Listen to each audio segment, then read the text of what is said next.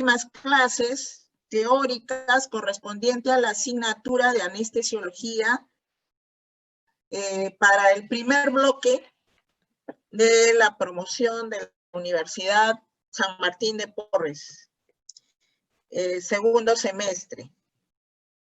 Bien, el día de mañana usted va a tener su práctica correspondiente a la reanimación cardiopulmonar básica. Hoy será la teoría que vamos a iniciar en este momento, con el diagnóstico de lo que es parada cardiorrespiratoria. ¿Cómo diagnosticamos, cómo reconocemos un evento de parada cardiorrespiratoria? Primeramente, tenemos que tener en cuenta que el diagnóstico precoz es lo más importante y también los diferentes pasos que vamos a seguir para poder actuar rápidamente, y esto va a mejorar en lo que es la mortalidad de la víctima. Nos vamos a referir ya no al paciente, no a la víctima, ¿no? Entonces, reconocer la parada cardiorrespiratoria es una condición principal, ¿no? De que reconozcamos esta parada cardiorrespiratoria en forma precoz. Antes de actuar y antes de empezar con las maniobras directamente de RCP, tenemos que definir parada cardiorrespiratoria. Parada cardiorrespiratoria es el evento brusco, ¿no?, que se presenta de momento a otro y que está basado en tres conceptos muy principales y que nosotros debemos saber examinar y reconocer en el paciente, o en la víctima, perdón. La primera es la pérdida de conciencia, la ausencia del pulso y la ausencia de la respiración. Vamos a examinar en el momento que sucede la pérdida de conciencia y diagnosticarla mediante los pasos que vamos a aprender el día de hoy. La ausencia de pulso, igualmente, cómo debemos realizarla, ¿no? Cómo debemos realizar el examen de la ausencia de pulso y la ausencia de respiración. Esto implica de que debemos previamente asegurar la escena o el escenario en el que se encuentra la víctima, conjuntamente con el reconocimiento de la parada cardiorrespiratoria. Asegurar la escena significa que no debemos ponernos en riesgo ni el reanimador ni la víctima. E inmediatamente pedir la ayuda correspondiente. Si es que estamos solos, podemos agarrar nuestro celular y solicitar la ayuda. Después de solicitar la ayuda y asegurar la escena, iniciaremos el conjunto de maniobras de resucitación cardiopulmonar básica. Entonces, diagnosticar la parada cardiorrespiratoria, evento brusco que sucede de un momento a otro, ¿no?, con la pérdida de conciencia, la ausencia de pulso y la ausencia de respiración. Ninguno de las tres condiciones debe faltar o debe estar ausente, porque si alguna de las tres se encuentra ausente, entonces ya no estaremos hablando de parada cardiorrespiratoria. Hay que pedir la ayuda después de asegurar la escena, y en nuestro país pedir la ayuda tener presente los anexos 106 y 116. 106 que corresponde al SAMU, ¿no?, a la unidad de ambulatoria, servicios ambulatorios de emergencia, y 116 los bomberos, aunque actualmente creo que los bomberos no están no es que estén no capacitados, sino que últimamente por la existencia del SAMU, al parecer a los bomberos se les ha quitado la posibilidad de atender, ¿no?, un evento de emergencia médica, ¿no? De todas maneras, tenemos que tener presentes esos dos anexos para solicitar la ayuda antes de iniciar el RCP básico. Algo muy importante es que al asegurar la escena, debemos de considerar que tanto el reanimador como la víctima deben estar fuera de peligro en el lugar, debe reanimarse en un lugar donde se encuentren fuera de peligro las dos personas. Para esto, la Asociación Americana del Corazón ha creado las cadenas de supervivencia, donde nosotros vamos a poder organizar nuestro trabajo frente a esta parada cardiorrespiratoria. Después de diagnosticar la parada y de asegurar la escena, vamos a hacer la llamada a los anexos ya mencionados, y en la llamada vamos a decir que tenemos una víctima en parada cardiorrespiratoria y que necesitamos que nos traigan un desfibrilador externo automático. Rápidamente dirán el lugar donde se encuentran para que la ayuda llegue a esa dirección. Ese es el primer eslabón de la cadena de supervivencia extra hospitalaria, ¿ya? Posteriormente, acudiremos a la víctima para realizarle la resucitación cardiopulmonar correspondiente. Resucitación cardiopulmonar es el conjunto de maniobras que vamos a aprender el día de hoy para devolver a la víctima la conciencia, el pulso y la respiración perdidas. Ese es el segundo eslabón de la cadena de supervivencia. El tercer eslabón de la cadena de supervivencia se refiere a la llegada de la ayuda con lo solicitado, que en este caso sería el desfibrilador externo automático. Posteriormente, si es que la víctima es revivida o resucitada, entonces la víctima será trasladada a un servicio de emergencias básico y de ahí a un avanzado probablemente donde se le pueda dar el soporte vital y los cuidados posparo cardíaco, ¿no? Me estoy refiriendo a la unidad de cuidados intensivos.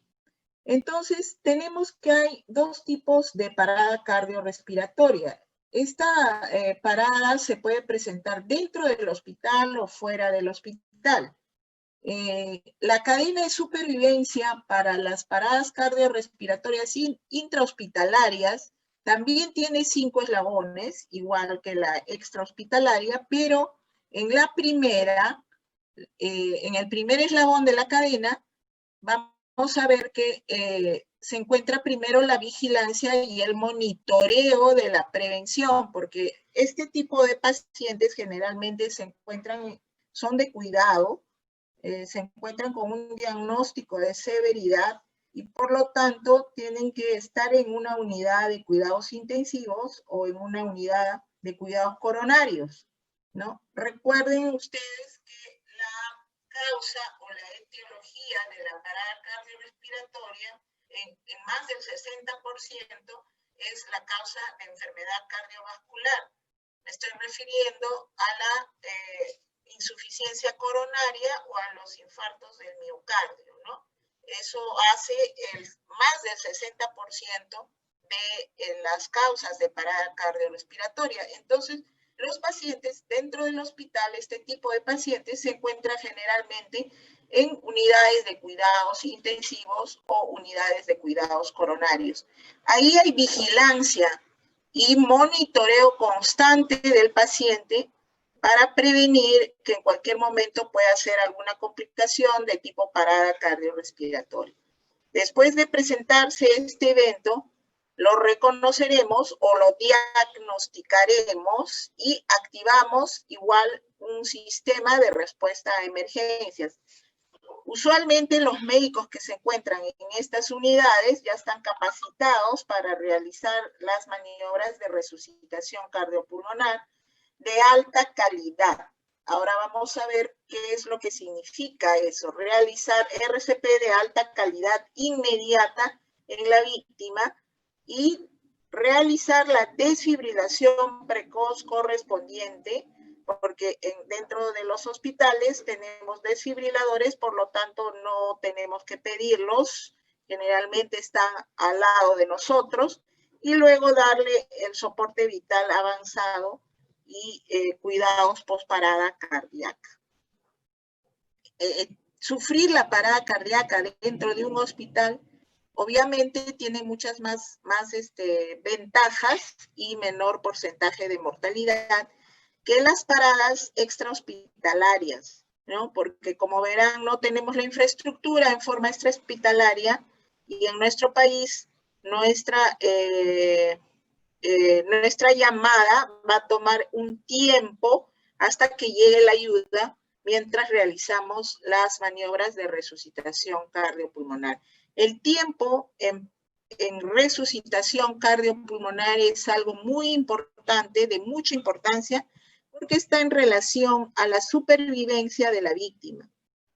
Si vemos este cuadro y lo analizamos, veremos que cuanto más temprano se haga la llamada de pedida de auxilio, solicitando un desfibrilador externo automático, y cuanto más precozmente se realicen las maniobras de RCP, la supervivencia será mayor en la víctima. Si, por ejemplo, yo he demorado en diagnosticar la parada cardiorrespiratoria, observen, aquí está el tiempo, pasaron más de 4, 8, 12 minutos en que me di cuenta que está en parada, inicio el RCP, ¿qué porcentaje de estas víctimas va a sobrevivir? Aproximadamente un 2%. Pero si yo inicio y diagnostico el RCP en menos de 4 minutos, ¿no? Y el desfibrilador llega en 12 minutos, se demoró en llegar 12 minutos, la supervivencia sube ligeramente a 8% en esas víctimas. Si yo hago la llamada de alerta y el RCP rápidos y el desfibrilador llega a los 5 minutos, miren cómo aumenta el porcentaje de supervivencia de la víctima. Tan solo con el diagnóstico, el reconocimiento precoz de la parada y el inicio rápido de las maniobras de resucitación cardiopulmonar. Y si reconocemos precozmente la parada cardiorrespiratoria, conjuntamente hacemos el pedido del desfibrilador y iniciamos RCP antes de los 2 minutos y llega el desfibrilador dentro de los 4 minutos, entonces tanto inicio de RCP como desfibrilación precoz eleva casi entre un 30 a 40% la supervivencia de la víctima, ¿no? Entonces, igualmente será trasladado rápidamente a la unidad de cuidados intensivos más cercana, ¿no? Entonces, vean ustedes cómo el tiempo es muy importante en resucitación cardiopulmonar. ¿Tiempo de qué? Tiempo para reconocer la parada cardiorrespiratoria, hacer el diagnóstico e solicitar la ayuda e iniciar el RCP básico precozmente, ¿no? Igualmente, la desfibrilación precoz también está en relación del aumento de porcentaje de supervivencia de la víctima. Inclusive, si es que no llega el desfibrilador, hay que considerar que tan solo con maniobras de resucitación cardiopulmonar, nosotros ya estamos mejorando el porcentaje de supervivencia de la víctima, ¿no? Entonces, es mejor hacer RCP que no hacer nada, ¿ya?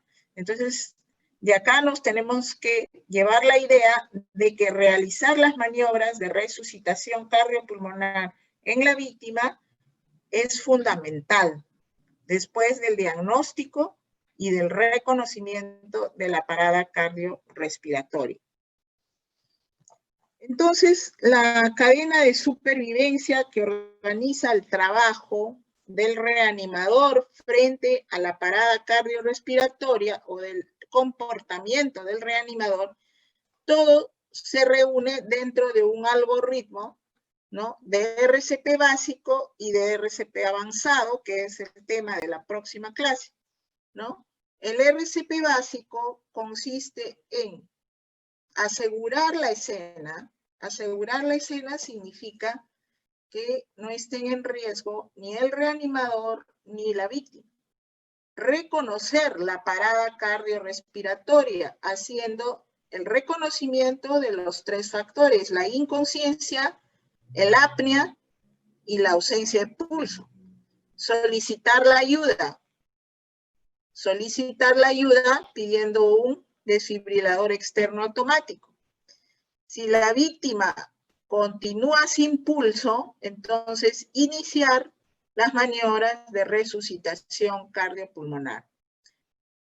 Si es que la víctima tiene respiración normal y hay pulso, entonces vamos a colocarlo en una posición de seguridad, como vamos a ver más adelante, y vamos a controlar hasta que llegue la ayuda. Y si hay pulso y no hay respiración con normalidad, entonces vamos a apoyar la oxigenación o la ventilación con la respiración boca a boca hasta que llegue la ayuda. Cuando llegue la ayuda, nos traerá no solamente desfibrilador, debe traernos tubo endotraqueal y laringoscopio. Hasta acá es el RCP básico. Luego veremos el RCP avanzado la próxima clase. Entonces, la reanimación cardiopulmonar desde el año 2010 ha cambiado. Antes del 2010 nos sugerían la Asociación Americana del Corazón atender toda víctima en parada cardiorrespiratoria aplicando el ABC. El A de la vía aérea, el B de la respiración y el C de la circulación. Eso cambió desde el año 2010, después de que se analizaron varios estudios científicos, más del 50% con resultados negativos en cuanto a resucitación de la víctima. Por lo tanto, en esa reunión se examinó de que el algoritmo del ABC frente a estas víctimas en algo estaba fallando. Se analizó y se llegó a la conclusión de que frente a una parada que en el 60% es de etiología cardiovascular, había que apoyar a la bomba, en este caso al corazón. Por lo tanto, concluyeron de que había que cambiar el ABC por un CAB desde el año 2010, ¿no? Este año probablemente se estén reuniendo, ¿no?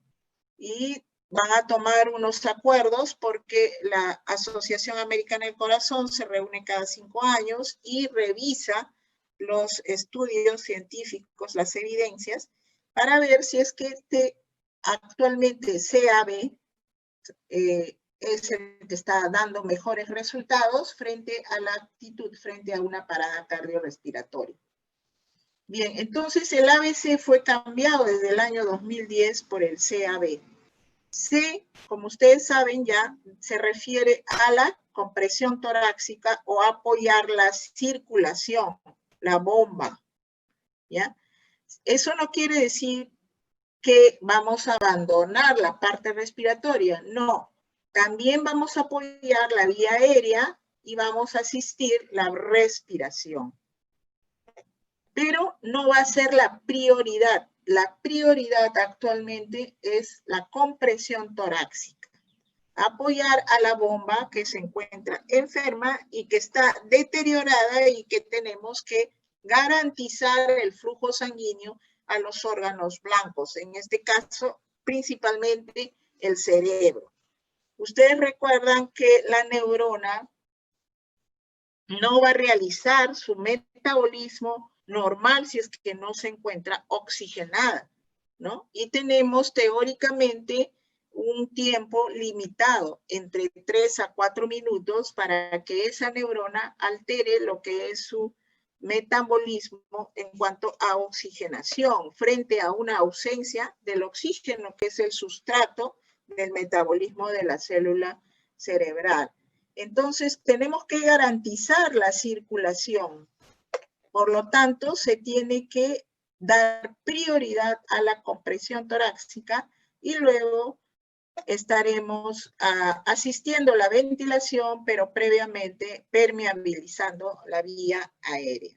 Entonces, actualmente, frente a una parada cardiorrespiratoria, vamos a aplicar el CAB. C de compresión torácica, A de permeabilizar la vía aérea y B de apoyar la respiración. Ahora vamos a analizar cada componente del CAB.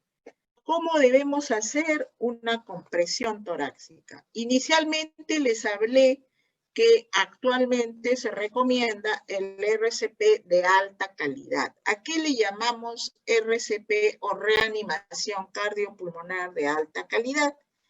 Primero, aquella que da prioridad a la compresión torácica. Ya no vamos a hablar del término masaje cardíaco. Actualmente se utiliza el término compresión torácica, ¿no? Entonces, hablando de la compresión torácica, ¿cómo la tenemos que hacer? Los diestros van a colocar el talón de la mano derecha en la intersección de dos líneas.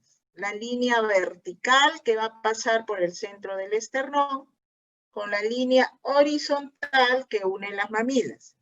El punto de intersección o entrecruzamiento de esas dos líneas, que generalmente es en la mitad del esternón, se va a colocar el talón de la mano dominante. El diestro colocará el talón de la mano derecha. El zurdo colocará el talón de la mano izquierda. Luego, la otra mano va a ir con los dedos entrelazados encima de la mano dominante, con los dedos entrelazados, ¿no? De tal manera que los dedos de la mano dominante solo queden en contacto con el tórax de la víctima en cuanto al talón de la mano. Los dedos quedan, no tocan el tórax, la pared torácica. Me estoy refiriendo a la mano dominante. Pero la mano no dominante, que va encima de la dominante, va a ir con los dedos entrelazados en ese punto de unión en el entrecruzamiento de las dos líneas. La línea vertical que pasa por el centro del esternón con la línea horizontal que une las mamilas. Así como ven en la figura que se está colocando la mano. ¿Cuál va a ser la posición del reanimador? Ustedes ven acá que este reanimador se sitúa al costado de la víctima, ¿no? Generalmente al costado izquierdo de la víctima, pero si quieren también puede ser al lado derecho, eso es indiferente. Pero una rodilla va a ir a la altura del hombro de la víctima y la otra rodilla de la otra pierna va a estar a la altura del borde inferior del reborde costal, donde acaban las costillas. Arrodillado, se va a incorporar, ¿no? Con los brazos rectos, sin flexionar los codos, va a dejar caer el peso de su cuerpo sobre el tórax de la víctima.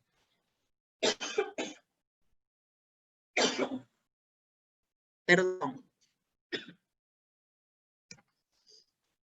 Como ven acá en la figura, con los brazos rectos, sin flexionar los codos. va a comprimir el tórax de la víctima 30 veces. 30 veces. Y luego, al terminar las 30 compresiones, va a realizar 2 ventilaciones.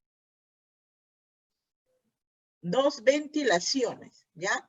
Entonces, va a realizar ciclos, el reanimador va a realizar ciclos de 30 compresiones seguidos de 2 ventilaciones. Ese es un ciclo.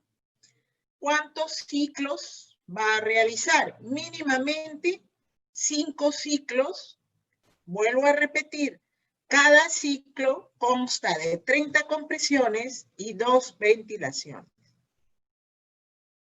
Esas compresiones deben ser de una frecuencia mínima de 100 a 120 por minuto. Si usted cuenta esas 30 compresiones en 5 ciclos, tiene por lo menos mínimo 150 compresiones. Debe comprimir fuerte y rápido. Permitir que el tórax, así como usted lo comprime, miren, cuando comprime, impulsa el flujo sanguíneo hacia el cerebro. Pero así como comprime, usted a la vez debe dejar descomprimir la pared torácica para que el corazón se relaje y permita el llenado de los ventrículos, de las aurículas en el aurícula y ventrículo del lado derecho. El retorno venoso llena el corazón derecho para que en mi próxima compresión yo impulse mayor volumen de sangre hacia el cerebro. Entonces, esa compresión consta de compresión y relajación de la pared torácica. En cuanto a la ventilación, vamos a ver más adelante porque la vamos a analizar. Recién estamos analizando compresiones, ¿no? ¿Qué características debe tener esta compresión? Entonces, 5 aspectos muy importantes de la compresión torácica. Primero, observen la posición del reanimador. El reanimador no va a comprimir sentado sobre sus talones. Se incorpora arrodillado al costado de la víctima, pero a la vez incorporado hacia adelante. Una rodilla a la altura del hombro de la víctima, la otra rodilla a la altura del reborde costal inferior de la víctima.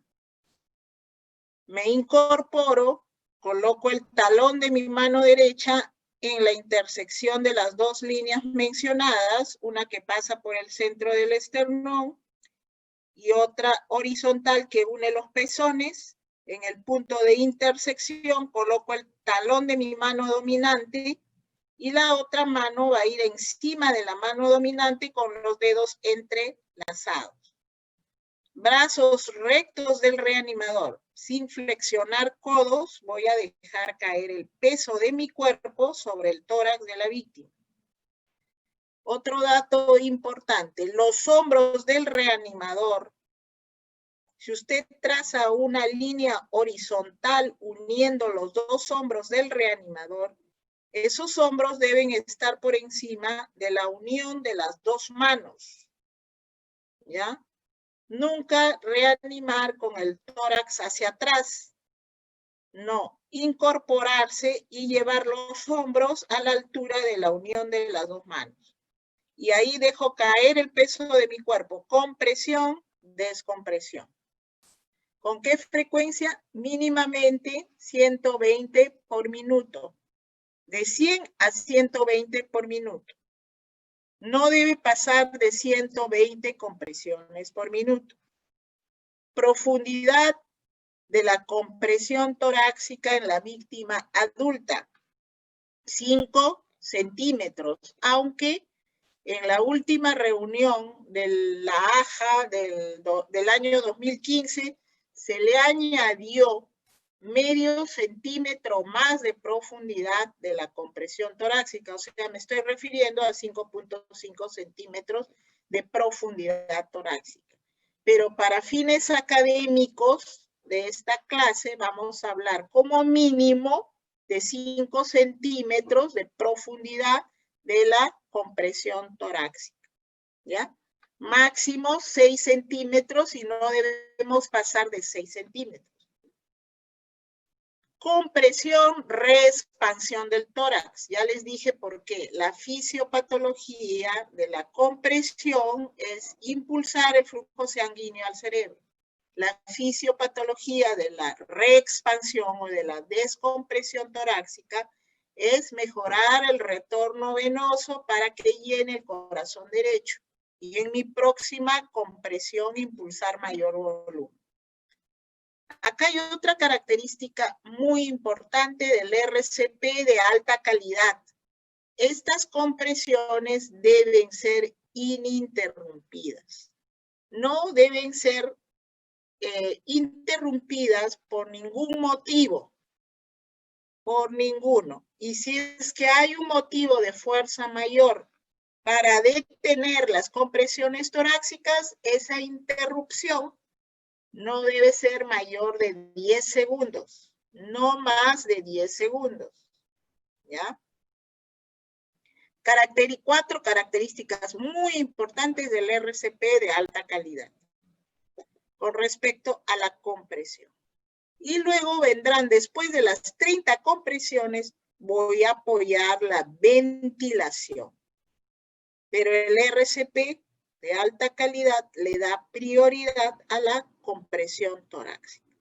Hago mis 30 compresiones y ahora voy a apoyar la ventilación, que como habíamos dicho al inicio, va a ser 2 ventilaciones por cada 30 compresiones.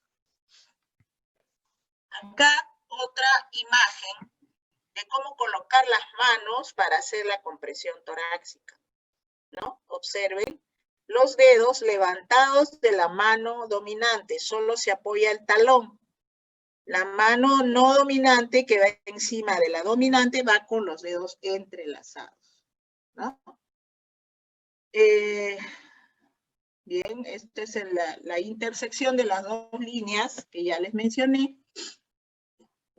Observen la posición del reanimador, ¿no? Debe ser una rodilla a la altura del hombro y otra rodilla a la altura del reborde costal. Por lo tanto, las piernas no deben estar juntas, deben estar separadas.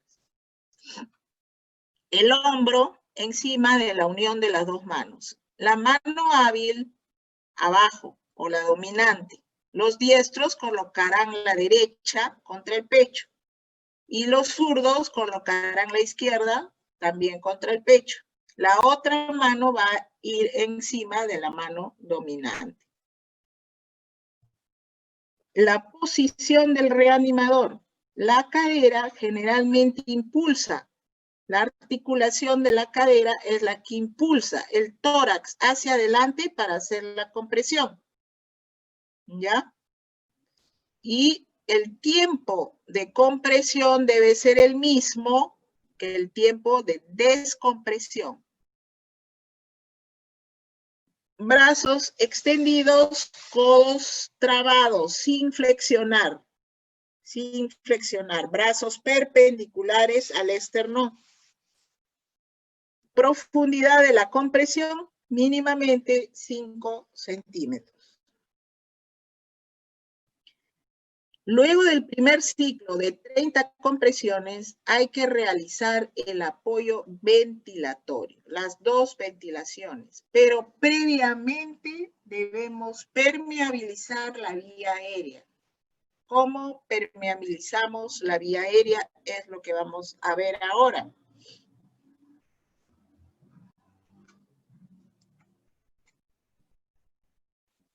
Bien, entonces, habíamos hablado de la frecuencia de la compresión, 100 a 120 por minuto. 30 compresiones de cada ciclo deben ser hechas en 18 segundos. La profundidad mínimamente debe ser 5 centímetros. La reexpansión del tórax, no olvidarse después de cada compresión. Y la ventilación en un minuto no debe exceder más de 10 ventilaciones por minuto, ¿ya? No más de 10 ventilaciones por minuto. En cuanto a las ventilaciones, tenemos que decir que cada ventilación va a durar 1 segundo. Cuando yo voy a ventilar a la víctima, voy a inspirar, el reanimador inspira y se agacha para posicionar su boca sobre la boca de la víctima y expirar dentro de la boca. El momento en que inspira pasa 1 segundo. Cuando se agacha para ventilar pasa otro segundo. Cuando expira en la boca de la víctima pasa 1 segundo más. Y cuando se levanta para volver a inspirar pasa otro segundo. En total, en ventilar no debe demorarse más de 1 segundo, en expirar en la boca, pero en total en toda la maniobra no más de 4 a 5 segundos. ¿Ya? Por lo tanto, en 1 minuto no debo pasarme de más de 10 ventilaciones. Una ventilación cada 6 segundos. Yo les dije que antes de ventilar había que permeabilizar la vía aérea. Hay 2 maniobras muy importantes para permeabilizar la vía aérea. Una se llama la primera, la maniobra frente-mentón, ¿no? ¿Recuerdan ustedes esa maniobra? Probablemente sus docentes de práctica le han hablado de la maniobra frente-mentón. Recuerdan, lo hacíamos antes de la intubación orotraqueal. Lo posicionamos de tal manera que hiperextendemos el cuello, ¿no? Para alinear los 3 ejes. Recuerdan, el eje oral, el eje faríngeo y el eje laríngeo. Igualmente, acá lo posicionamos, colocamos una mano en la frente y otra llevando el mentón hacia arriba, elevando el mentón hacia arriba con 2 dedos. Y ahí, ¿qué estamos haciendo? ¿Qué estamos logrando? Estamos logrando permeabilizar la vía aérea. Cuando una víctima está en parada cardiorrespiratoria, está totalmente relajada. La lengua es un músculo, y un músculo pesado, grueso. Por gravedad va a caer hacia abajo y hacia atrás. Entonces va a obstruir el pasaje del oxígeno por las fosas nasales o por la boca. ¿Hacia dónde? Hacia la tráquea. La tráquea tiene una posición anterior con respecto al esófago, ¿no es cierto? Entonces esto es tráquea y esto es esófago.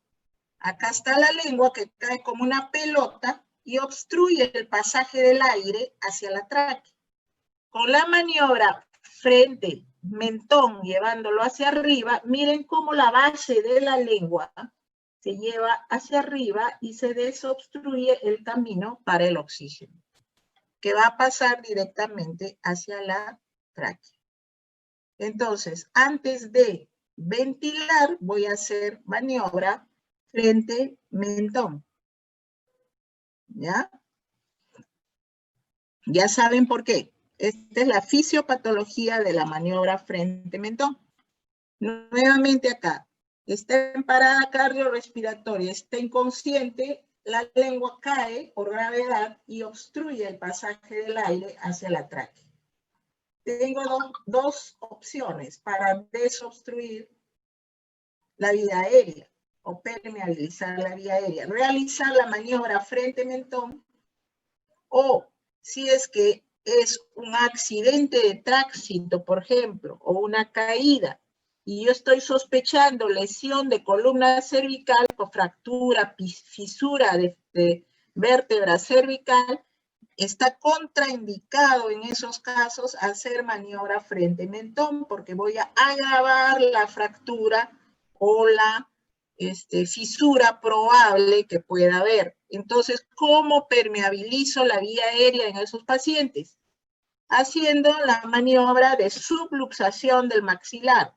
que como ven acá, llevas con tus pulgares el mentón hacia adelante y hacia arriba, sin mover la columna cervical. Sería ideal que usted tenga un collarín o en el momento acondicione una camisa o una chompa como rodete alrededor del cuello de tal manera que inmovilice el cuello y pueda realizar la maniobra de subluxación llevando el maxilar con sus dedos pulgares hacia adelante, ¿no? Para permeabilizar la vía aérea en esos casos de sospecha de traumatismo cervical, ¿no? Generalmente en los accidentes de tránsito, ¿no? Entonces, miren, observen, ya inspiró, está realizando la maniobra frente-mentón y se acomoda para expirar dentro de la boca de la víctima. Cada respiración no debe durar más de 1 segundo, cada ventilación. Acá le ponen no más de 5 segundos porque ha contabilizado el tiempo desde que inspiró el reanimador. Les vuelvo a repetir. Inspira el reanimador, pasa 1 segundo. Se agacha para expirar en la boca de la víctima y pasa otro segundo. La propia expiración demora 1 segundo. Levanto la cabeza y paso otro segundo más. Son 4 segundos. Entonces, no tomarse más de 5 segundos en cada ventilación de rescate. Y deben ser no más de 2 ventilaciones, ¿ya? Solo 2 ventilaciones. Entonces, abrimos la vía aérea, permeabilizamos con la maniobra frente-mentón. Cuando voy a expirar, tienes que pinzar la nariz, pinzar las fosas nasales para que por ahí no salga el aire que le estoy dando en la respiración boca a boca. Permites que la boca se abra, pero mantienes el mentón elevado. Inspiras, pasa 1 segundo. Colocas tus labios alrededor de la boca, pasa otro segundo, ¿no? Insuflas aire otra vez, insuflas dentro de la boca y tienes que ver de reojo que tu aire está provocando elevación del tórax de la víctima. Si no, esa ventilación no es efectiva, ¿ya? Entonces se insufla aire, se observa que el pecho se eleva durante 1 segundo. Eso es cuando el pecho se eleva, se considera como ventilación de rescate efectiva. Siempre manteniendo la maniobra frente-mentón, ¿no? Observar igualmente que el pecho desciende. Cuando usted ya va a expirar en la boca de la víctima, ahí es el momento en que debe pinzar las fosas nasales con la mano que está encima de la frente, ¿ya? Entonces, resumiendo, apertura de la vía aérea con la maniobra frente-mentón. En su defecto, si usted sospecha lesión por traumatismo cervical, en caso de un accidente de tránsito o traumatismo de otra causa, entonces hará la permeabilización con la elevación tan solo del maxilar, ¿no? Y luego realizará las 2 ventilaciones de rescate después de las 30 compresiones. Primero las 30 compresiones y luego las 2 ventilaciones. El ciclo consta de 30 compresiones, 2 ventilaciones. ¿Cuántos ciclos debo hacer como mínimo? 5 ciclos. Aquí una vez más observen, acá se ve mejor cómo es que se hace la maniobra frente-mentón en el momento de expirar en la boca de la víctima. Se pinzan las 2 fosas nasales con el dedo pulgar y el dedo índice, ¿no? Hay muchas personas que no van a querer hacer la ventilación boca a boca. A nadie se le obliga. Las normas no obligan a nadie, ¿no? El que no quiere hacer la ventilación boca a boca no se hará, pero sí no debe dejar de hacer las compresiones torácicas. Las compresiones torácicas son obligatorias, ¿ya?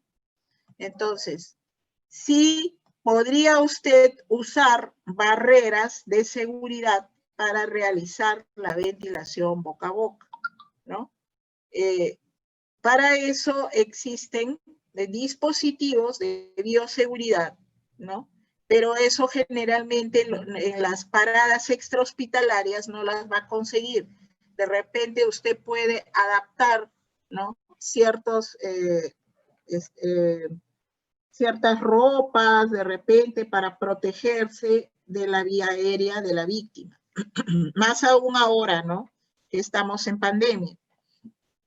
Entonces no se obliga a hacer la respiración boca a boca, pero sí puede usted con la ayuda obtener dispositivos de bioseguridad que llevan filtros antimicrobianos, ¿no? Como esta, por ejemplo, esta pequeña carpita para dar la ventilación boca a boca, o generalmente las máscaras de bioseguridad, máscaras faciales de bioseguridad que llevan en la punta, ¿no? Un dispositivo que me va a aislar de la contaminación microbiana o viral, ¿no? Y así, miren, siempre la ventilación con la maniobra frente-mentón. Para esto nosotros tenemos que saber manejar los dispositivos de la ayuda que nos van a proporcionar no solamente el desfibrilador externo automático, sino también la máscara facial, ¿no? Miren ustedes, las máscaras faciales de los respiradores manuales, conocidos como AMBU generalmente, pero el AMBU es una marca, ¿no? Sí, en general hay muchas marcas de respiradores manuales, ¿no? Bolsa, máscara. Entonces, esto se llama respirador manual. La máscara del respirador manual tiene esta forma generalmente, donde tiene un vértice. El vértice de la máscara debe ir en contacto con la parte superior de la nariz o con los huesos principales de la nariz. La parte ovoidea va a incorporar la boca y las fosas nasales de la víctima, ¿no? ¿Cómo debemos agarrar o sujetar esa máscara en la cara de la víctima? Pues bien, eso se va a realizar de esta manera. Acá está la máscara posicionada de la forma anterior, el vértice de la máscara en contacto con los huesos principales de la nariz, y con la mano izquierda siempre, la máscara debe ser sujetada con la mano izquierda y con el primer y segundo dedo haciendo la letra C, coaptando la máscara a la cara de la víctima.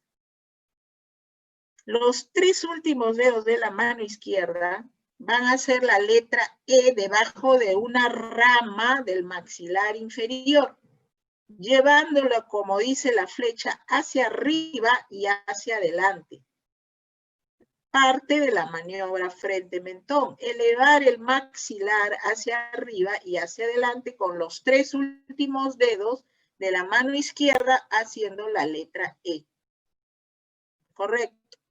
Los otros dos dedos, primero y segundo, sujetan la máscara en la cara de la víctima haciendo la letra C. Entonces estaremos haciendo una maniobra frente-mentón con el respirador manual, permeabilizando la vía aérea. La mano derecha le va a dar a la bolsa, que va a ir conectada a una fuente de oxígeno para mejorar la fracción inspiratoria de la víctima. Fracción inspiratoria de oxígeno. Entonces, las compresiones en 2 minutos serán 200 compresiones como mínimo. Y serán 20 ventilaciones en 2 minutos, 10 por cada minuto. No más de 10, no se debe hiperventilar. ¿Ya? ¿Por qué? Ustedes me dirán, ¿por qué? No debemos pasarnos de 10 ventilaciones, porque la hiperventilación hace más daño que ventilar no más de 10. Porque lo que va a suceder es va a aumentar la presión intragástrica. Y recuerden que la víctima ha podido ingerir alimentos.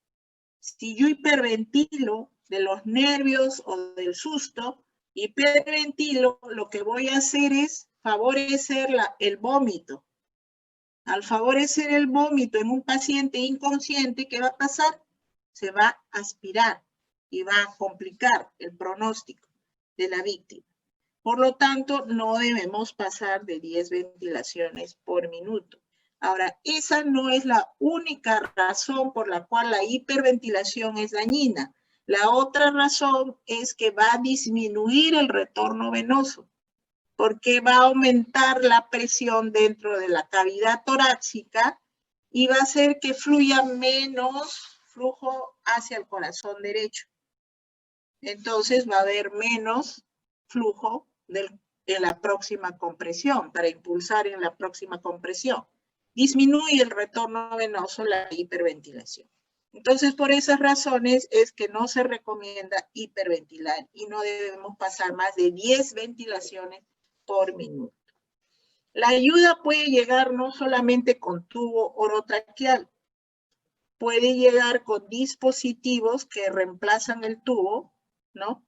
Y que tienen el nombre de dispositivos supraglóticos, como son el combitubo y la máscara laríngea, ¿no? Reemplazarían si es que no hay un tubo orotraqueal, pero nada como un tubo orotraqueal en la tráquea para garantizar una adecuada oxigenación de los pulmones y de la sangre, ¿ya? Entonces, pero si no hay tubo orotraqueal y la ayuda trae combitubo o trae máscara laríngea, esa tendría que ser la opción, un dispositivo supraglótico si es que no hay tubo orotraqueal para ventilar a la víctima. Entonces, las guías actuales de resucitación cardiopulmonar concluyen de que hay que hacer el menor daño posible. Ya está instalada la parada y tenemos que iniciar las maniobras de resucitación cardiopulmonar minimizando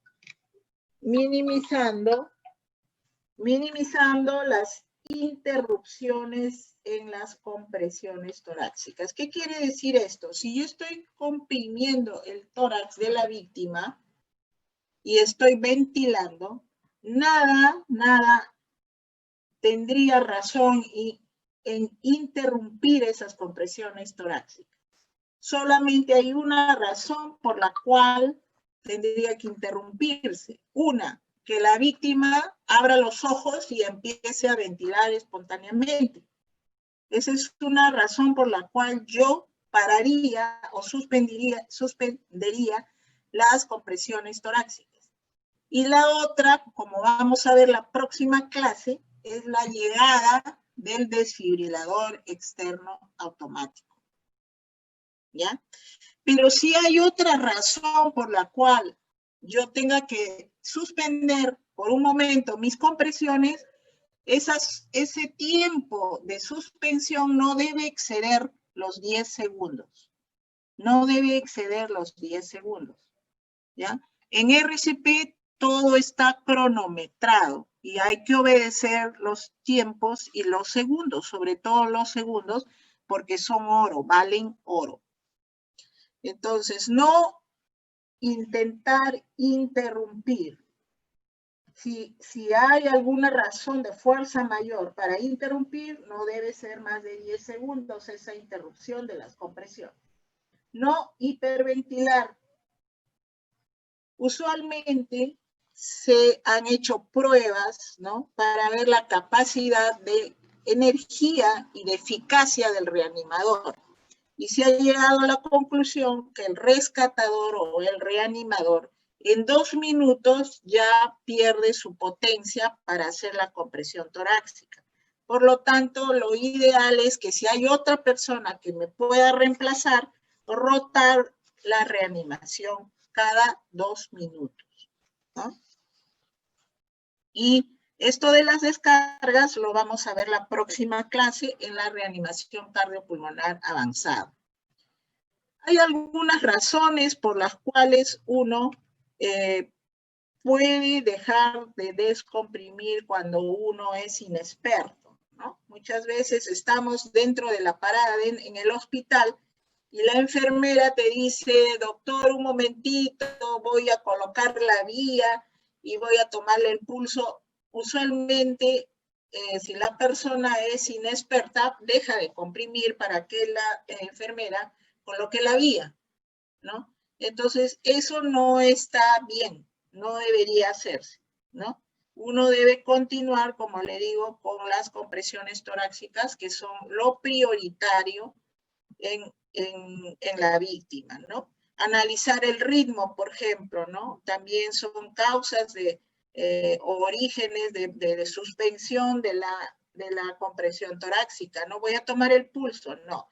Si ha llegado el desfibrilador puede analizar el ritmo y en ese caso sí, suspenderíamos las compresiones torácicas, solo cuando el desfibrilador va a analizar el ritmo.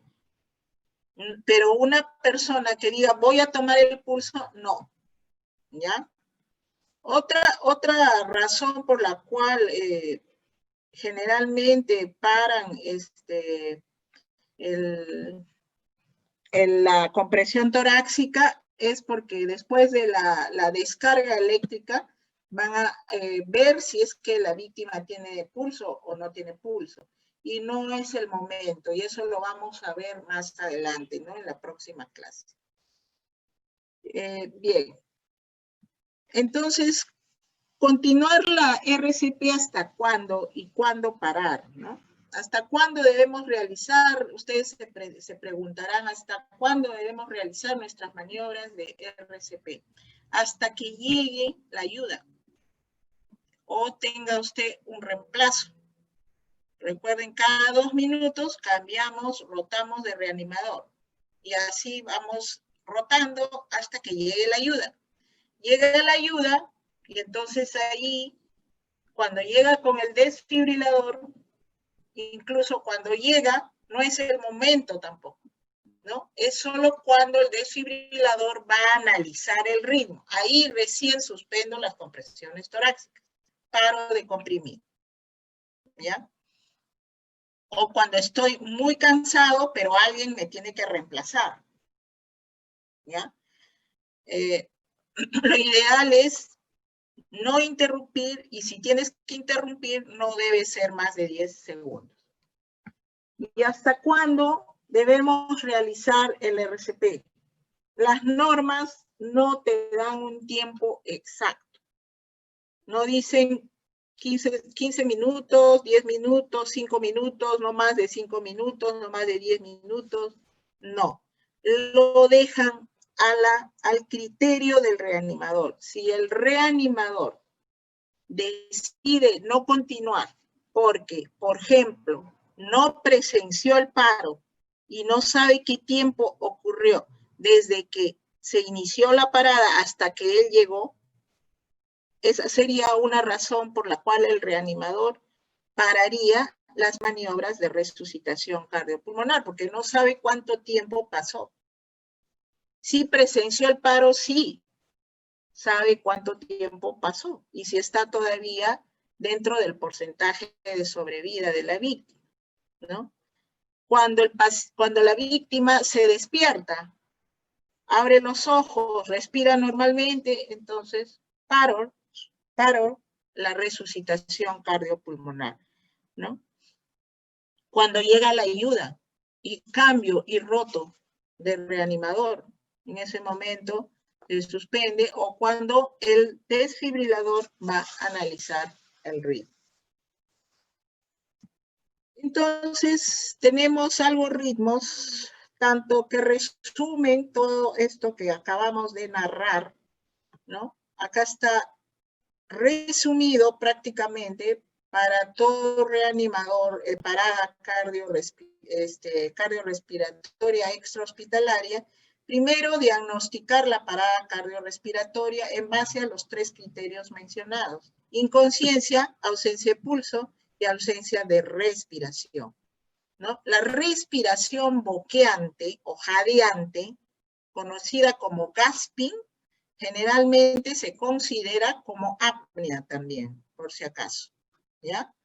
Entonces, ¿qué hay que hacer? Hay que activar el sistema de emergencias con tu celular, con tu móvil, llamas al 116, al 106, dices que tienes una víctima en parada cardiorrespiratoria porque ya hiciste el diagnóstico previamente y solicitas un desfibrilador externo automático.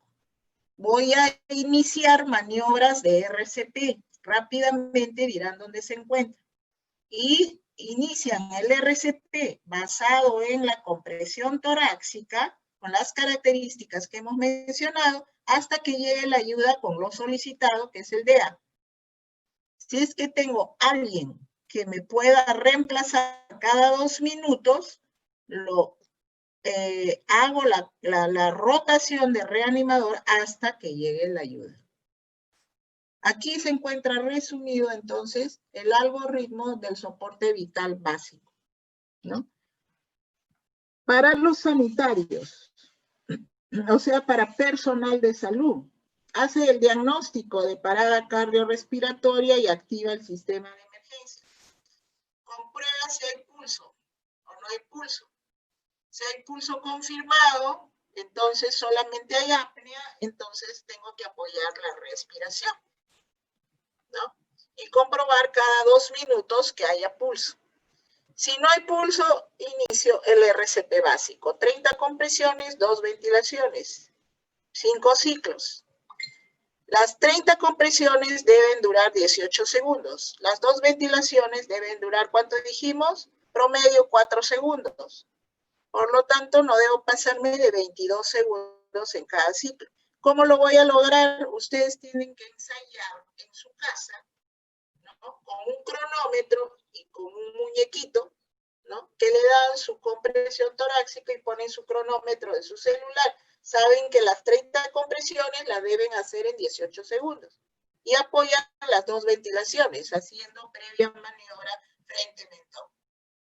Y luego, el próximo lunes va a ser el RCP de avanzado, el uso del desfibrilador y el diagnóstico de los ritmos de parada cardiorrespiratoria. Eso lo veremos el próximo lunes. Hasta acá el RCP básico.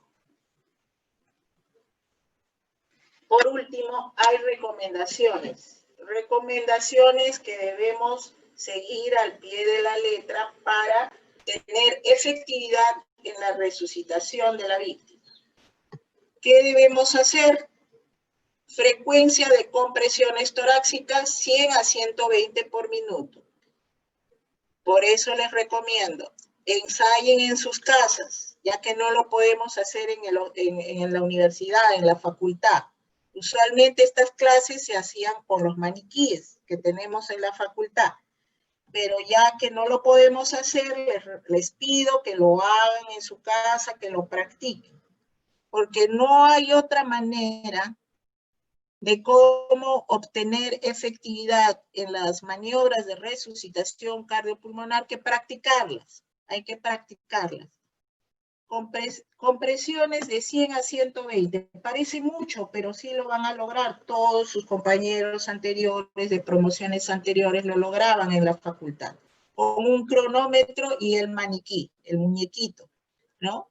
Con las características, me arrodillo al costado del muñequito, coloco mis brazos, empiezo a funcionar mi cronómetro, ¿no? Con otra persona que le vaya contando los segundos. Debo hacer entre 100 a 100 compresiones en 18 segundos. ¿Ya? No menor de 100 y no mayor de 120. No debo bajar de 100 ni debo pasarme de 120 tampoco. ¿Con qué profundidad? En el adulto, 5 centímetros como mínimo. ¿Ya? Comprimir menos de 5 centímetros o más de 6 centímetros, ya estoy mal. Eso no debo hacer. ¿Ya? Aunque la AJA dice desde el 2015 que se debe considerar medio centímetro más, o sea, 5.5 centímetros. ¿Ya? Pero para fines de las clases y del examen, vamos a tomar como mínimo 5 centímetros. ¿Ya? Es lo que debo hacer. permitir descompresión después de cada compresión. No me debo quedar apoyado en el tórax de la víctima, apoyado en el pecho, pegado en el pecho. Debo dejar de descomprimir. ¿Para qué? Para que se llene el corazón derecho con el retorno venoso. No debo interrumpir mis compresiones. Y si las interrumpo, no debo ser más de 10 segundos. Ventilar 2 ventilaciones después de las 30 compresiones. Previa maniobra frente-mentón para permeabilizar la vía aérea. Si yo hiperventilo, ¿qué voy a hacer? Voy a provocar vómitos o voy a disminuir el retorno venoso, por lo tanto el corazón derecho se va a llenar menos y mi próxima compresión va a impulsar menos flujo sanguíneo. Bien, entonces considerar estas recomendaciones son muy importantes, ¿ya? Ahora les voy a compartir unos videos que el día de mañana también lo van a ver con sus docentes de práctica, ¿ya? Estos videos, sobre todo los del diagnóstico de parada cardiorrespiratoria, cómo debemos hacer el diagnóstico, cómo debemos reconocerlo. Ya hemos visto la resucitación cardiopulmonar. Ahora vamos a ver rápidamente el diagnóstico, cómo hacemos el diagnóstico de parada cardiorrespiratoria. Habíamos hablado de la inconsciencia, la ausencia de pulso y la ausencia de respiración. De eso vamos a compartir unos videos para ustedes, para que reconozcan el diagnóstico.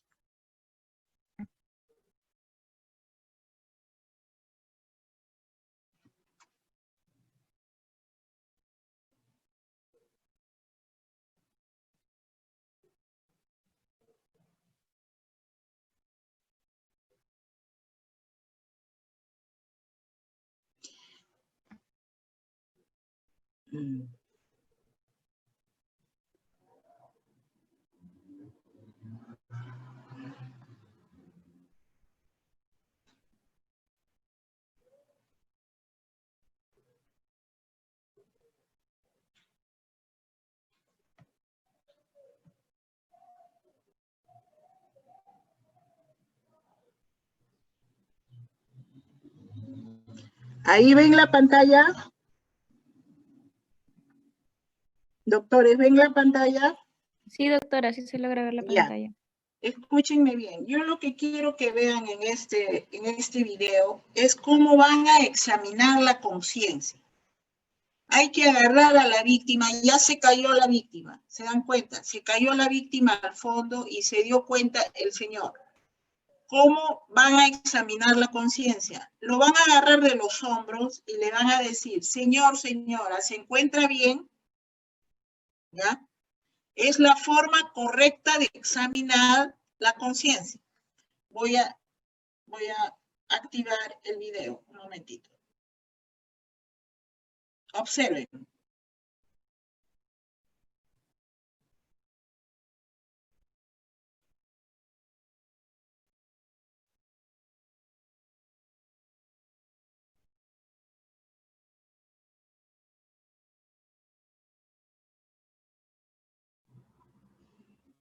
De nuevo.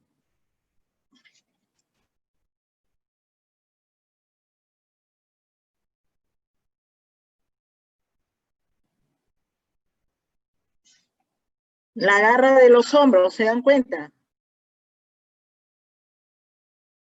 Y pide ayuda. La agarra de los hombros, señor, señora. ¿Se siente bien? Si no responde, se encuentra inconsciente. ¿Ya? Primer paso. Y pides ayuda.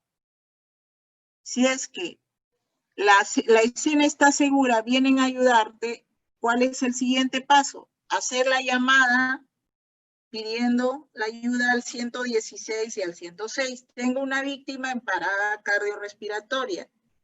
Necesito un desfibrilador externo automático. Voy a iniciar maniobras de RCP y rápidamente dirán su dirección para que ahí llegue la ayuda. Ahora veamos cómo analizamos el pulso.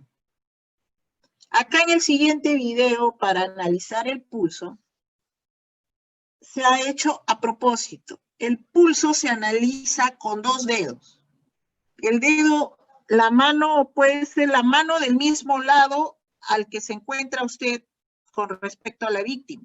Si usted está al lado derecho de la víctima, con la mano derecha. Si usted está al lado izquierdo de la víctima, con la mano izquierda. Pero con 2 dedos. Dedo índice y dedo medio.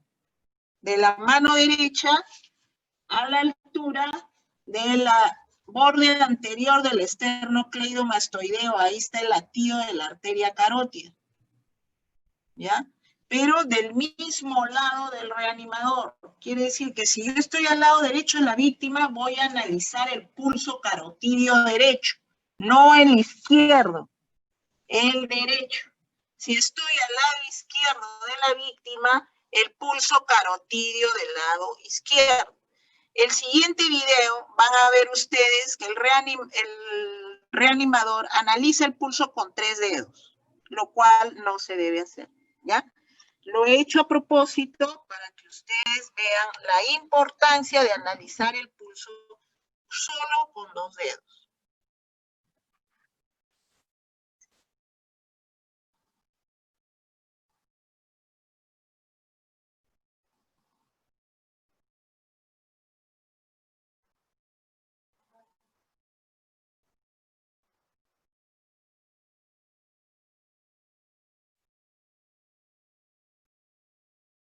Bien, entonces, ¿es válido el dedo pulgar empujar el esternocleidomastoideo para sentir mejor el pulso? Sí, eso es válido.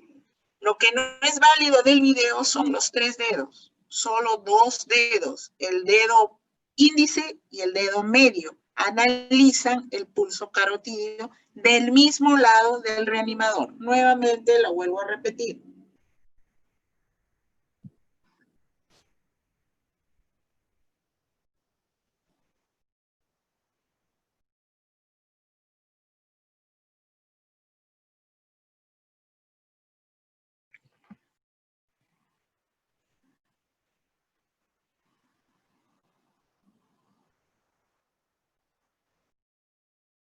Tenemos ya pulso, inconsciencia.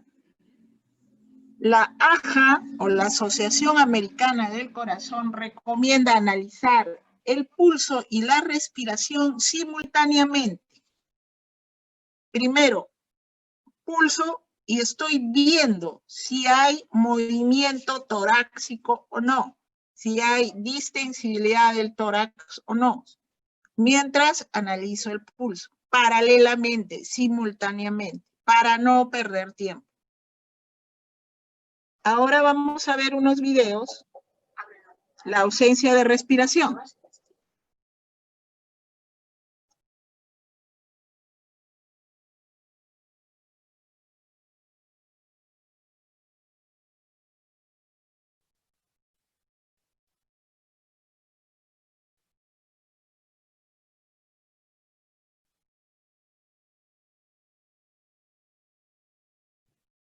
¿Ok?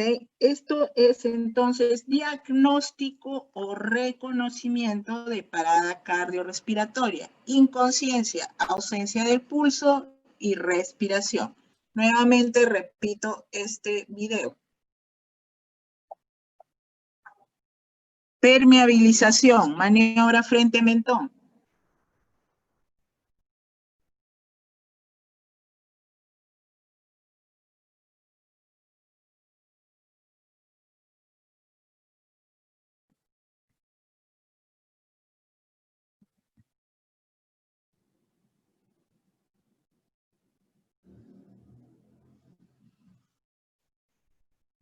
Si es que vemos que hay pulso y no respira, apoyamos solo la respiración. Y luego que recobre la respiración, entonces lo colocamos en posición lateral de seguridad. Esa posición lateral de seguridad solo se hace si es que está respirando normalmente y tiene pulso, ¿ya? Pero la conciencia no se ha recuperado todavía. la conciencia toma un tiempo en recuperarse. Entonces, esa posición del lateral de seguridad consiste en colocar a la víctima de cúbito lateral, ¿no? Colocando un brazo, como van a ver en el siguiente video, y la pierna en una posición de flexión. Observen el siguiente video.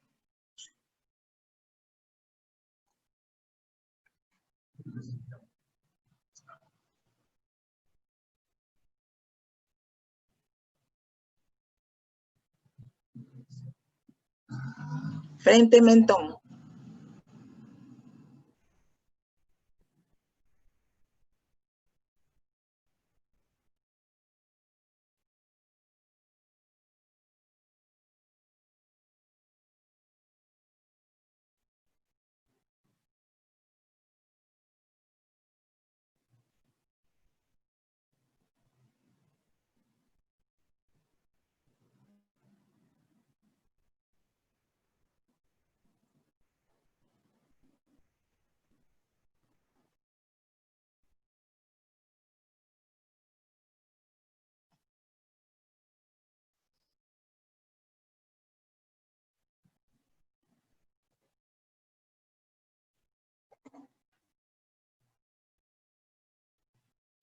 Bien, estos videos los van a volver a ver el día de mañana en la práctica del tema, ¿no? O sea, el día de mañana van a encontrar nuevamente estos videos con cada grupo con su profesor, ¿no? Acá otros videos de cómo realizar la compresión torácica y la ventilación. Voy a compartir con ustedes.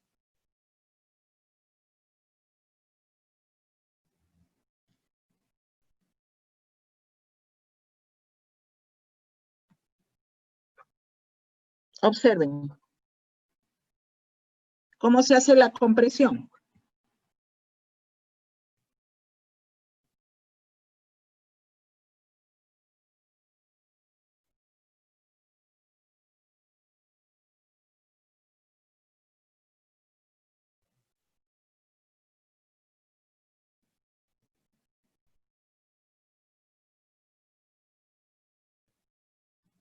Brazos extendidos sin flexionar codos. Lo ideal es que esta señorita estuviese arrodillada y la víctima en el piso, ¿no es cierto? Pero acá lo han colocado, aparece sobre una mesa. Es por eso que los hombros no caen directamente encima de la unión de las dos manos, ¿no? Pero es correcto, ¿no?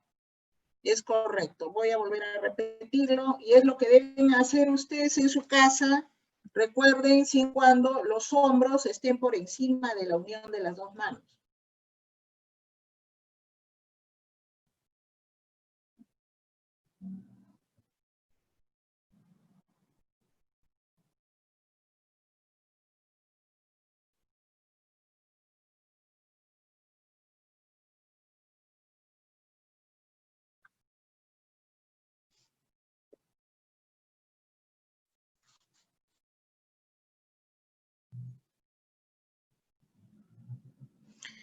Otra cosa, sobre todo las mujeres, cuando comprimimos, movemos todo el cuerpo, ¿no? Lo ideal es no mover el cuerpo, mantenerlo en el sentido de que no se mueva para los lados, ¿no? Solamente tiene que comprimir y descomprimir, ¿ya? No hay que mover la cabeza ni ninguna otra parte del cuerpo. Lo ideal es que el cuerpo esté no rígido tampoco, pero estable. Estable es el término, ¿no? Y la fuerza es hacia abajo y es un golpe seco, ¿no? No tampoco es, ¿qué les digo? Rebotar en el tórax de la víctima, no.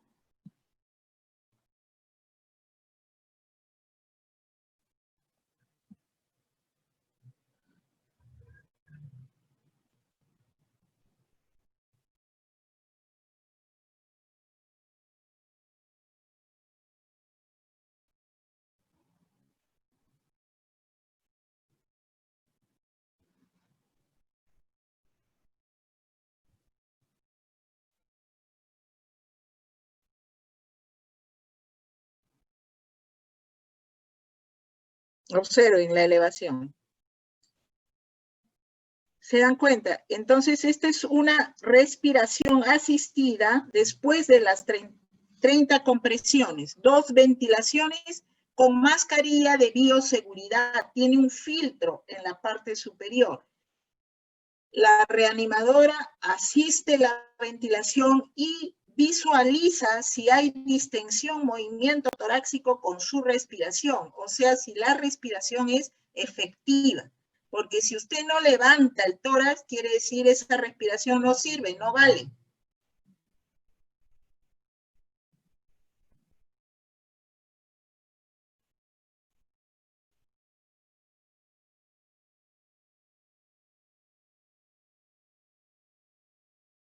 Este es el filtro. Es un frente mentón, ¿no?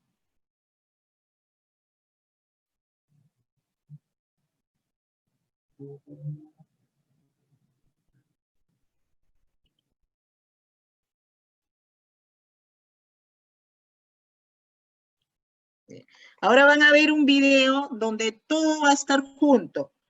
La compresión torácica, el apoyo ventilatorio. Compresiones y ventilaciones.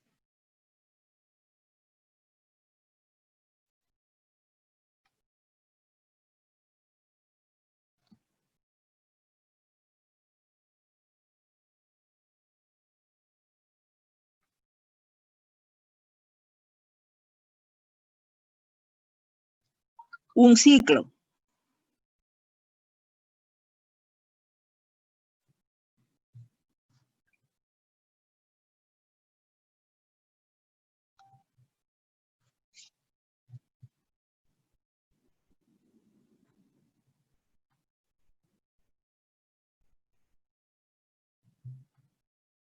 Dos ciclos.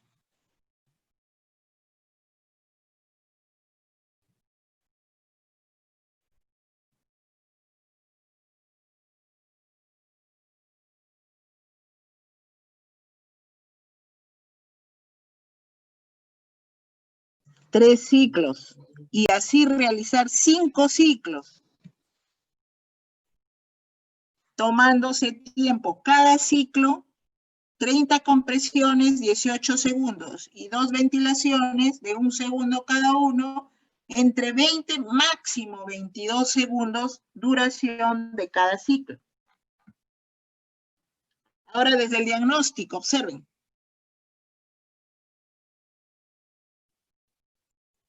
Tomando pulso, viendo respiración.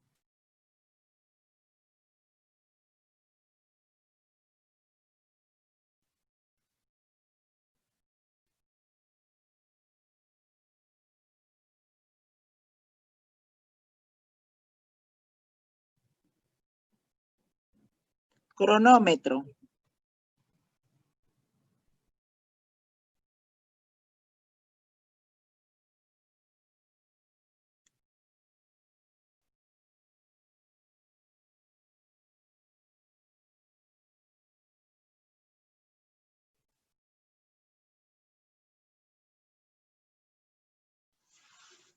¿Se dan cuenta? Entonces, desde el diagnóstico, ¿cómo evalúa la conciencia? Agarras de los hombros.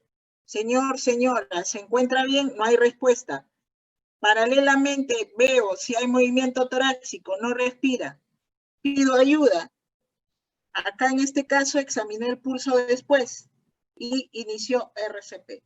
Nuevamente para que vigilen bien cómo van los pasos. A ver.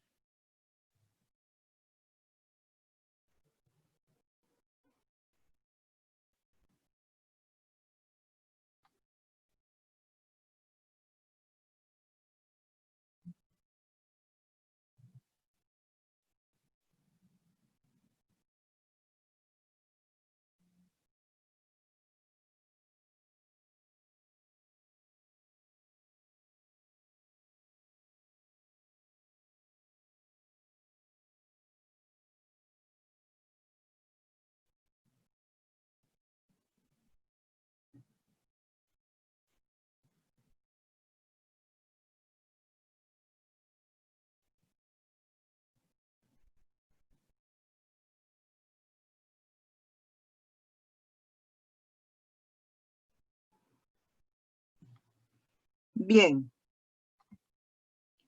Entonces, el día de mañana ustedes van a ver nuevamente estos videos con sus profesores de práctica. ¿Alguna pregunta, doctores? Acá estoy para responder preguntas. ¿Alguien tiene una duda? ¿Alguna duda? ¿Algún comentario?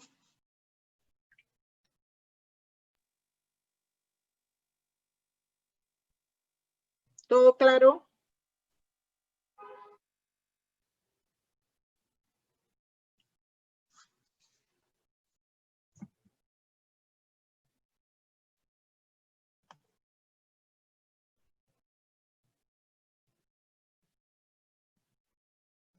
Todo claro, muy bien.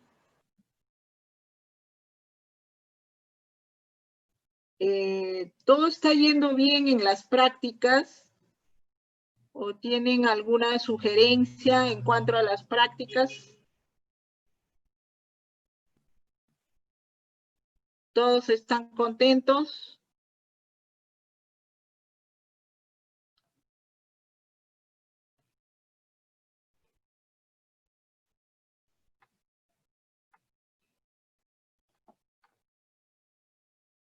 Todo muy bien, doctora, muchas gracias.